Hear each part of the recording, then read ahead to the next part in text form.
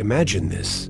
You wake up one day to find the cruelest person you know, a manipulator, a liar, someone who thrives on others' suffering, living in luxury, adored by crowds, untouchable by consequences. Meanwhile, the kindest soul you've met struggles in obscurity, their goodness repaid with indifference, or worse, exploitation. How? Why does the world seem to reward the worst among us? Why does power so often flow to those who least deserve it? This isn't just bitterness talking. It's an ancient, unsettling truth. Friedrich Nietzsche saw it first. Morality is not what governs success. Power is. And power obeys different rules. The virtuous are taught to wait for justice, to believe in fairness, to trust that goodness will be rewarded. But history whispers otherwise. The ruthless rise. The empathetic hesitate. The corrupt flourish while the principled negotiate with a system rigged against them. Is this just the way of the world? Or is there something deeper at play? Something hidden in the human psyche, in the nature of power itself? The answer will force you to question everything you've been told about success, virtue, and the true cost of winning. The truth is, power doesn't care about morality.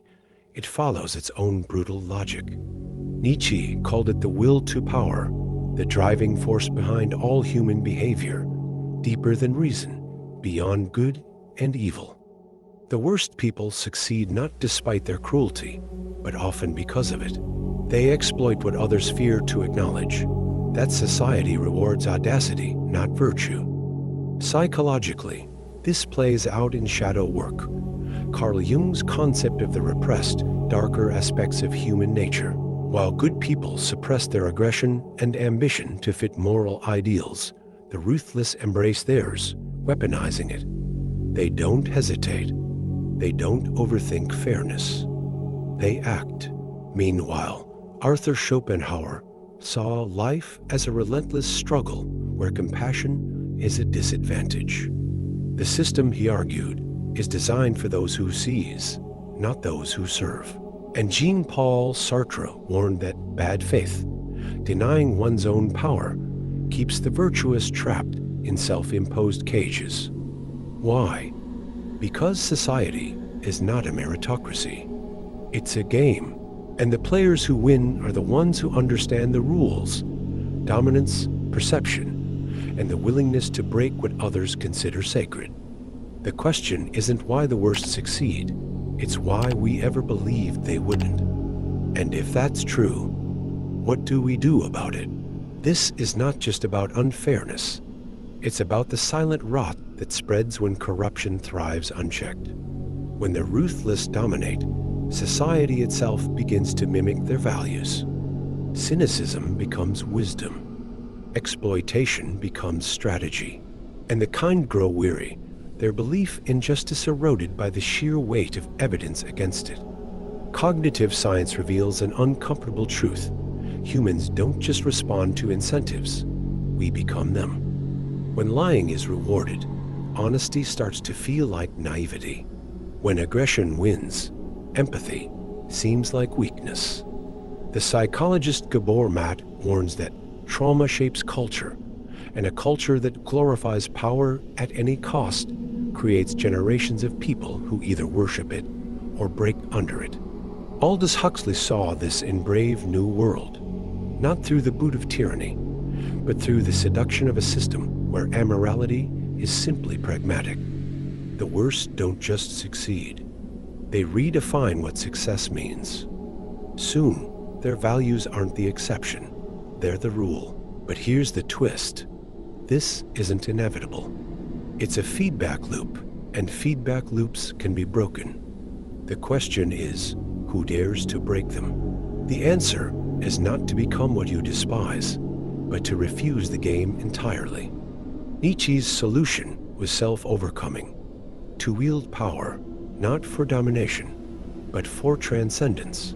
The truly dangerous people are not the ruthless, but those who understand power and still choose integrity.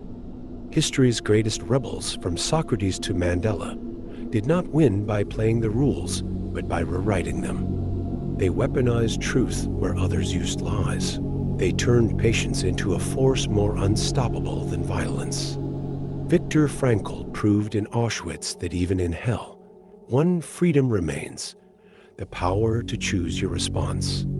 This is the rebellion, to build strength without cruelty, influence without manipulation, success without surrender. It starts with shadow work, integrating, not denying, your ambition and will. It demands ruthless self-honesty about the systems you enable. And it requires the one thing the worst fear most: solidarity among those who refuse to be corrupted.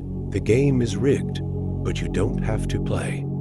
You can change it, which leaves only the final, most terrifying question: will you?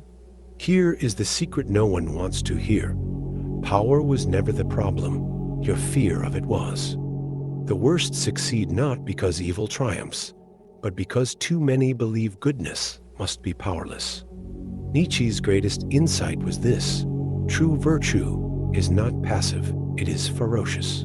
The saints who moved mountains, the rebels who toppled empires, the healers who mended broken systems, they wielded power differently, but they wielded it without apology.